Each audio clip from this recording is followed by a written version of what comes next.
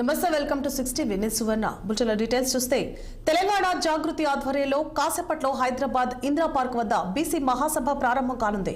BC declaration అమలుతో పాటు స్థానిక సంస్థల ఎన్నికల్లో బీసీలకు 42% రిజర్వేషన్లు అమలు చేయాలని డిమాండ్ వినిపిస్తున్న నేపథ్యంలో ఈ సభ నిర్వహిస్తున్నారు. రిజర్వేషన్లను అమలు కోసం రాష్ట్ర ప్రభుత్వంపై ఎమ్మెల్సీ తెలంగాణ జాగృతి అధ్యక్షురాలు కల్వకుంట్ల కవిత ఒత్తిడి పెంచేందుకు సిద్ధమయ్యారు.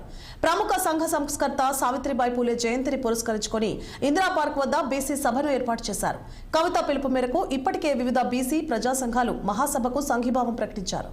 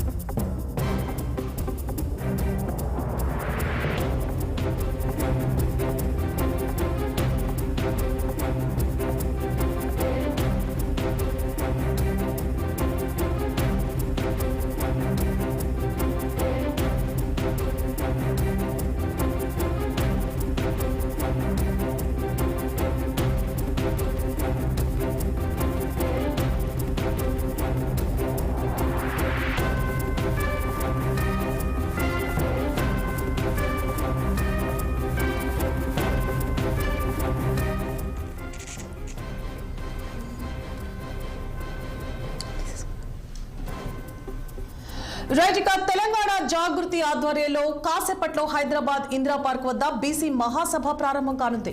బీసీ డిక్లరేషన్ అమలుతో పాటు స్థానిక సంస్థల ఎన్నికల్లో బీసీలకు 42% రిజర్వేషన్లు అమలు చేయాలని డిమాండ్ వినిపిస్తున్న నేపథ్యంలో ఈ సభ నిర్వహిస్తున్నారు.